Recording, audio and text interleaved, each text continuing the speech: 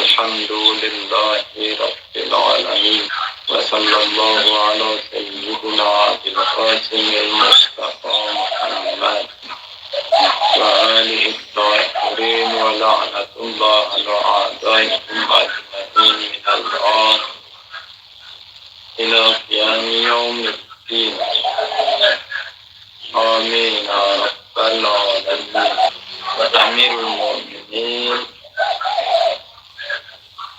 Imam Ali alaihissalam di dalam kitab Nahjul Balaghah diriwayatkan pada hikmat yang ke-51 diriwayatkan bahwa alaihissalam aibuka masturun ma as'adaka jadduk, aibmu ya Amirul Mukminin Imam Ali alaihissalam di dalam kitab Nahjul Balaghah hikmat 51 diriwayatkan beliau mengatakan aibmu itu tertutupi atau kekuranganmu itu tertutupi atau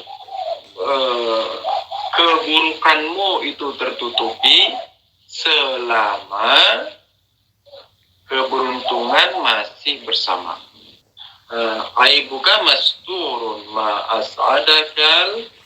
as'adaka jadduk.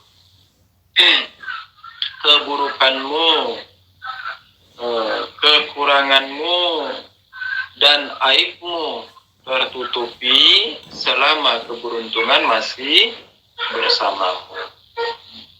Ini hikmah yang ke-51. Apa maksudnya beliau alaihissalam mengatakan aibmu tertutupi selama keberuntungan masih bersamamu? Pertanyaan yang pertama, apakah ada yang namanya keberuntungan? Ini satu. Dan apa maksud keberuntungan di dalam perkataan beliau? Ini dua. Sehingga kita bisa lebih memahami maksud dari pernyataan dia. Ini bisa lebih dekat kepada maksud. Apa itu keberuntungan? Dan apakah keberuntungan itu ada? Keberuntungan terkadang dimaknai dengan kebetulan. Keberuntungan terkadang dimaknai dengan kebetulan. Sebagaimana misalnya kita lagi duduk-duduk di rumah, tiba-tiba ada orang bagi-bagi, ada misalnya bagi-bagi makanan gitu. Dan orang yang bagi-bagi makanan ini, misalnya orang yang bagi-bagi makanan ini hanya membagi makanannya kepada orang yang duduk di depan rumah. Jadi kalau orang tidak duduk di depan rumah, dia tidak bagi. Nah, pada saat itu kita sedang duduk di depan rumah. Lalu kita mengatakan apa? Wah, ini keberuntungan saya. Ini keberuntungan saya. Yani apa? Yani dia mengatakan ini kebetulan saja saya lagi duduk-duduk di sini. Biasanya saya tidak duduk-duduk di depan rumah. Biasanya saya di dalam rumah, ya nyapu, ya nyuci piring, ya pulan. Lah kebetulan sekarang ini saya lagi duduk di depan rumah dan orang lewat memberi makanan atau ngasih hadiah dan hanya diberikan bagi orang yang duduk di depan rumah. Nah, kata keberuntungan yang dipakai itu dimaknai dengan kebetulan. Ini satu. Apakah ini ada? Yani apakah kebetulan itu ada? Kita katakan kebetulan itu tidak ada. Apa maksudnya kebetulan tidak ada?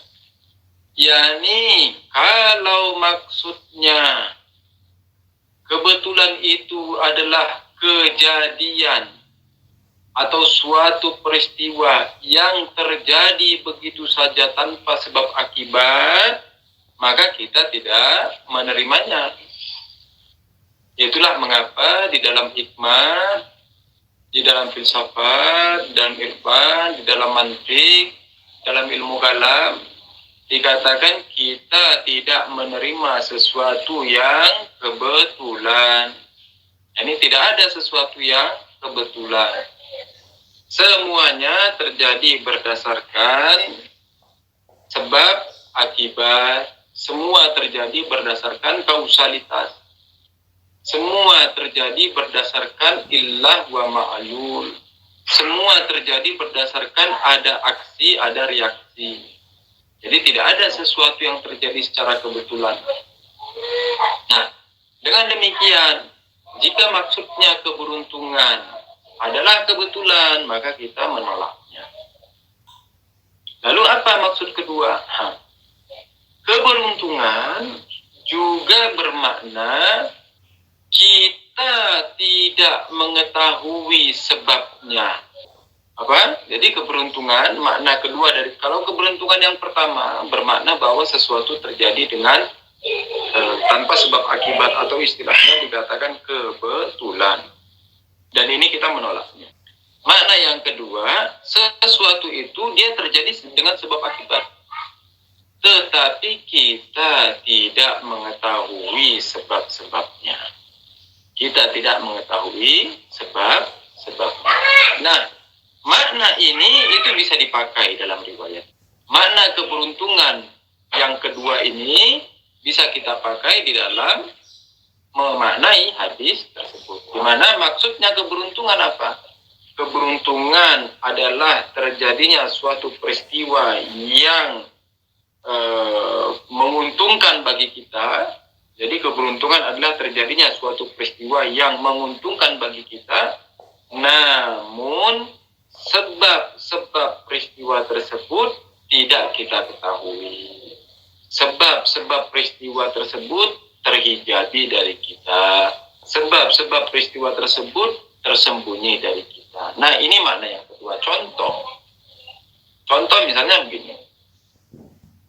Anggaplah kita lagi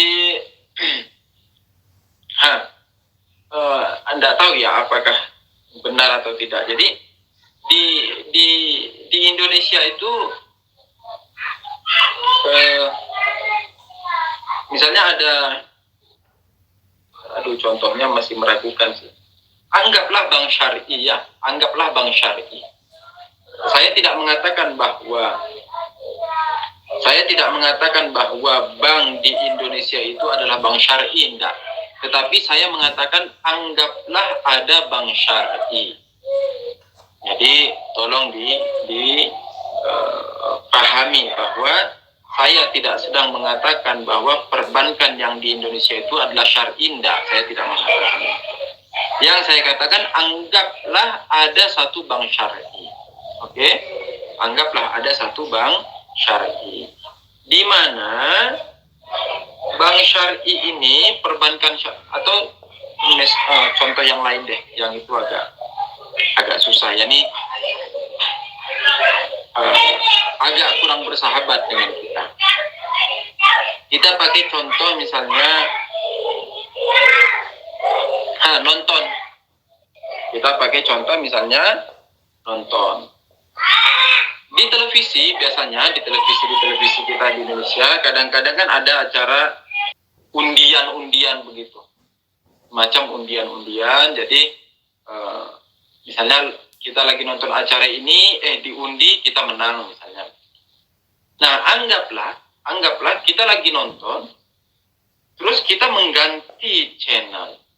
Pada saat kita mengganti channel, pada saat itu juga nomor kita keluar, nomor undian kita keluar, dan kita langsung diperlihatkan ini nomor yang keluar. Wah, ternyata itu nomor kita. Nah, kita mengatakan, wah, ini keberuntungan saya. Kita mengatakan apa? Ini keberuntungan saya. Maksudnya apa? Maksudnya kita mengatakan ini keberuntungan saya, yakni terjadinya suatu peristiwa yang menguntungkan kita, namun sebabnya itu tersembunyi dari kita. Yani kita tidak mengetahui sebab terjadinya. Tetapi dia ada sebab akibatnya, ada.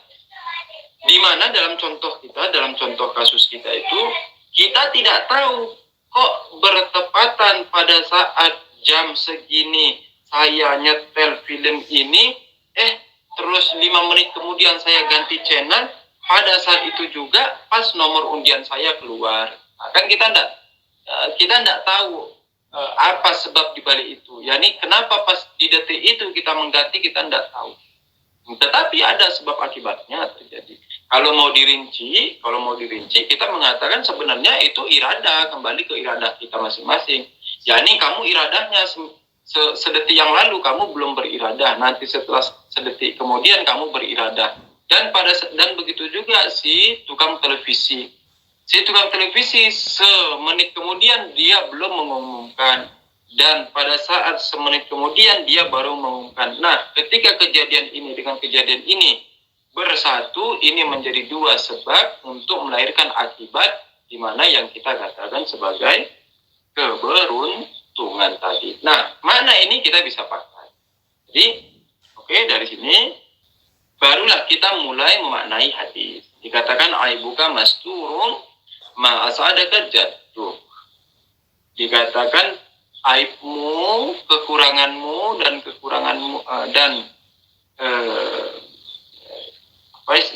kesalahanmu itu tertutupi dan tersembunyikan selama keberuntungan masih bersamamu. Apa maksudnya keberuntungan? Apa maksudnya keberuntungan? Maksudnya keberuntungan bukanlah si kejadian yang kebetulan tadi, bukan. Kenapa? Karena kita menolak kejadian yang kebetulan.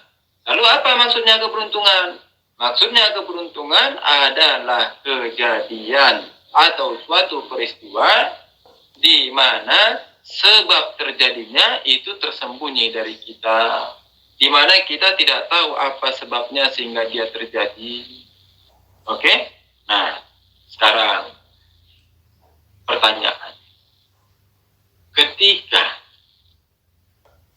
Amirul Mukminin Imam Al-Salam mengatakan di dalam riwayat Nahjul Balaghah ini, dikatakan aibuka masturun ma'as adaka jatuh. Aibmu itu tersembunyi selama keberuntungan masih bersamamu. Pertanyaan. Lalu apa hikmah yang kita bisa ambil? Apa hikmah yang kita bisa ambil dari hadis ini? Ada beberapa pelajaran yang kita bisa sarikan, yang kita bisa rangkumkan. Yang pertama, ketika dikatakan aib kita tersembunyi, ketika dikatakan kekurangan kita tertutupi, maka hendak mengajarkan kepada kita jangan mengira bahwa kita ini suci, jangan mengira bahwa kita ini tak berdosa, jangan mengira bahwa kita ini tak memiliki kekurangan, jangan mengira bahwa kita ini makhluk sempurna. Tidak. Yani riwayat ini hendak menyampaikan kepada kita bahwa Yusuf, jangan dikira bahwa kamu adalah makhluk sempurna. Jangan dikira kamu makhluk mulia. Jangan dikira kamu makhluk yang tak memiliki kekurangan. Jangan dikira kamu makhluk yang tak memiliki aib. Jangan dikira kamu makhluk yang tak memiliki kesalahan. Jikalau seandainya saat ini kamu belum menemukan kekuranganmu, jikalau saat ini kau masih tertutupi kekuranganmu, jikapun seandainya hingga saat ini orang masih menghormatimu, jikapun seandainya hingga saat ini aibmu belum terbuka, maka bukan bermakna bahwa kau tak memiliki aib, Yusuf. Bukan bermakna bahwa kau ini makhluk sempurna, bahwa kau ini makhluk yang tak memiliki kekurangan, bukan. Melainkan apa? Melainkan hanya karena keberuntungan masih berpihak kepadamu. Besok ketika keberuntungan berkhianat, maka seluruh aibmu juga akan terbongkar. Seluruh aibmu juga akan tercium. Dan ini pernah kita bahas sebelumnya di hikmah-hikmah yang lalu, bahwa aib itu bagaikan bangkai. Bangkai itu gimana? Bangkai itu kan berbau busuk, kan ya? Aib kita misalkan bagaikan bangkai, di mana ketika sesuatu itu sudah menjadi bangkai dan kita tutup rapat-rapat sehingga tidak ada keluar udara sehingga nanti baunya bisa mencemari, namun lambat laun menunggu masa seperti bom waktu. Lambat laun menunggu masa, baunya itu akan menyeruak. Baunya itu akan mencemari daerah di sekitar. Nah, bangkai seperti ini dan aib juga demikian. Di mana ketika seseorang memiliki aib, maka satu-satunya dan hanya kepada zat yang sempurna kita bisa meminta pertolongan dan mengharap disembunyikan aib kita. Makanya salah satu zikir zikir yang mujarrab, yakni zikir para arif billah, dikatakan ya sattarul uyub. Apa? Dikatakan ya sattarul uyub. Apa ya sattarul uyub? Dikatakan duhai engkau zat yang menutupi segala aib. Wahai zat yang engkau menutupi segala kekurangan. Duhai zat yang menyelimuti segala kesalahan. Sehingga apa? Sehingga aib-aib kita itu tersembunyi. Kekurangan kita itu tersembunyi.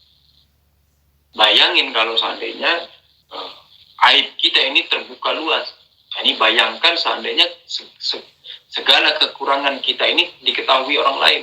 Misalnya Pak Ali mengetahui bahwa oh Yusuf itu begini, aibnya Yusuf 1 ini, aibnya Yusuf 2 ini, aibnya Yusuf 3 ini, 4 ini, 5 ini. Wah, tak terhitung jumlahnya hingga jutaan, bahkan hingga miliaran. Dan begitu juga Pak Tanto dengan misalnya siapa? Dengan misalnya Pak Riza. Wah, Pak Tanto bilang, wah Pak Riza itu aibnya 1, 2, 3, 4, 5, tak terhingga. Nah, misalnya.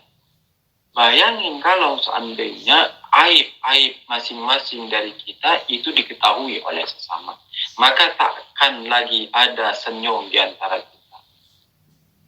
Bayangkan jika seandainya sesama kita saling mengetahui semua aib yang ada, yakni Pak Riza tahu aibnya Yusuf dan Yusuf tahu aibnya Pak Riza, maka takkan ada lagi silaturahmi di antara kita. Tak akan ada lagi saling telepon-menelpon di antara kita. Tak akan ada lagi saling tegur-menegur di antara kita. Kenapa?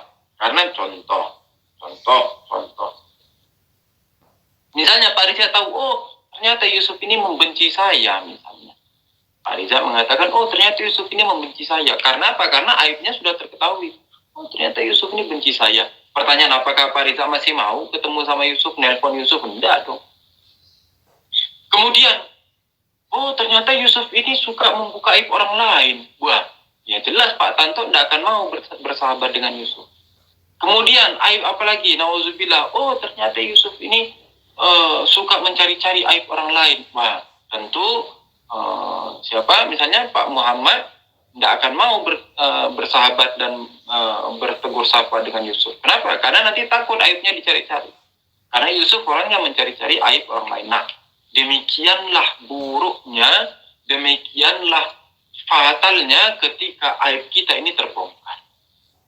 Makanya dikatakan ya sattarul uyub, ya sattarul uyub. Duhai engkau yang meliputi, duhai engkau yang menutupi, duhai engkau yang menyelimuti segala aib-aib. Kenapa? Karena kalau seandainya aib-aib kita ini saling jelas, kalau aib-aib kita ini saling terbuka, kalau aib-aib kita ini saling tampak, maka takkan ada lagi persahabatan di antara kita, takkan ada lagi senyum, senda tawa di antara kita, takkan ada lagi tegur-menegur, silaturahim, sowanan, main ke rumah teman, takkan ada lagi. Takkan ada lagi yang namanya lebaran kita saling berkunjung dari satu rumah ke rumah yang lain, takkan ada. Bahkan sesama saudara abang dan adik sekali. Makanya salah satu hikmah kita dilarang untuk mencari-cari tahu aib orang lain. salah satu hikmah kita dilarang untuk mencari-cari tahu aib orang lain. Untuk apa? Biar kehidupan dunia ini berjalan dengan indah. Sehingga kehidupan dunia ini berjalan dengan baik. Kehidupan dunia ini berjalan dengan senyum. Kehidupan dunia ini berjalan dengan saling mempercayai. Kehidupan dunia ini berjalan dengan saling tegur sapa.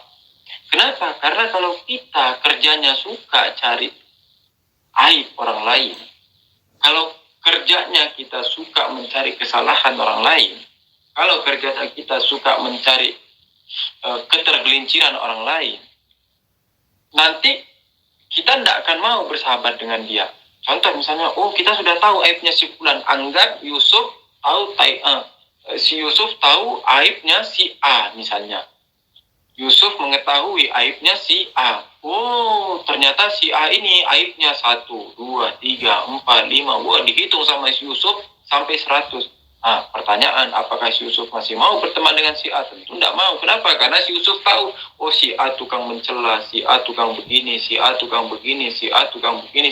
Si Yusufnya jadi tidak mau berteman. Ketika tidak berteman, akhirnya yang dulunya, ketika si Yusuf sebelum si Yusuf tahu aib itu, si Yusuf mau bersahabat, mau bertegur sapa, senyum, salam, saling berkunjung rumah ke rumah, saling membawa makanan untuk berbuka puasa. Tetapi setelah tahu aibnya, si Yusuf tidak mau lagi. Nah, akhirnya apa? Akhirnya begitu keringnya kehidupan di dunia ini. Jadi tidak ada lagi saling sapa, tidak ada lagi saling canda, saling tawa, saling tegur, saling salam, saling kunjung. Sudah tidak ada lagi. Dan tentu bukan ini yang diharapkan dalam kehidupan madani. Ketika Allah Ta'ala menciptakan makhluk, di mana makhluknya itu dikatakan madaniyun bittaba. Madaniyun bittaba ini apa? Yakni makhluk ini adalah makhluk sosial. Insan ini adalah insan sosial. Maka seyogianya, ketika manusia itu insan sosial, seyogianya saling berkunjung, saling bertegur sapa, saling salam menyalam, saling senyum lempar senyum. Demikian. Oke? Maka hikmah yang pertama yang kita bisa dapati, dikatakan ketika Amirul Mukminin Imam Ali Salam mengatakan, aibuka masturun ma'as'adaka jadduh, aibmu tertutupi selama keberuntungan masih bersamamu. Hikmah yang kita bisa dapatkan apa? Bahwa Yusuf, kamu ini bukanlah orang yang sempurna. Kamu ini bukanlah orang yang tidak memiliki kekurangan. Kalaupun seandainya pada hari ini dan saat ini orang masih menghormatimu, orang masih mau bertegur sapa denganmu, orang masih mau bersalam denganmu, maka itu hanya karena aibmu belum terbongkar saja.